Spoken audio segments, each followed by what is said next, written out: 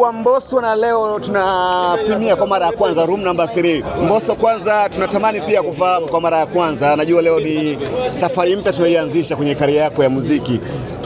Tuanzie kwanza pale ambapo ulipoanza kutizi kwenye mitandao, kwenye green ile watu walianza kustuka pana Mbosso kitu gani kinakuja. Kwanza tuambie kwa nini umechagua green?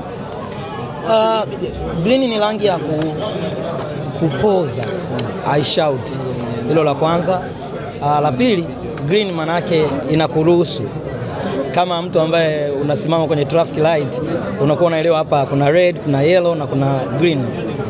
Sasa inapokuja green manake unaruhusiwa kuanza safari uende.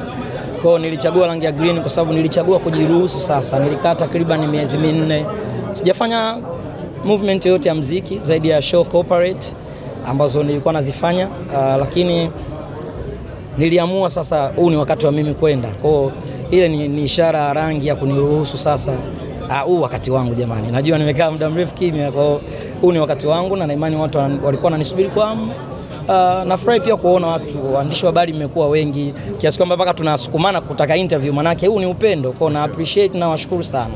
Kwa lengo ndio ni jambo lako la kwanza tangu utoke WCB.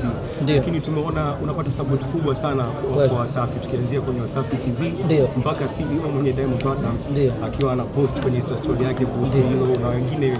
Unalipi la kusema kwenye hilo? Nafikiri kwa sababu Wasafi mimi ni familia yangu. Ngoja nikuweke sawa kitu kimoja. Mimi na Wasafi kilichobadilika ni mikataba ya muziki. Kabisa. Karatasi, yani ni karatasi tu ambalo sisi wandengereko tunaita kusosa. Unaweza kalichukua ukaenda kusosa. Unaelewa? Kwa ni karatasi ndio limebadilika, lakini sisi ni binadamu, ni familia.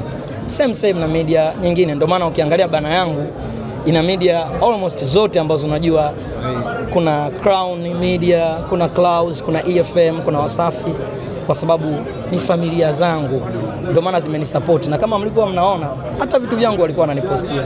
So out hata blog tofauti. Maana yake ni familia zangu. Tumevuka chumba namba 1 na namba 2. Kwa nini room namba 3 Mbosso? Kwa sababu ni chumba namba 3. Kwa hiyo twendeni tukakione chumba namba 3.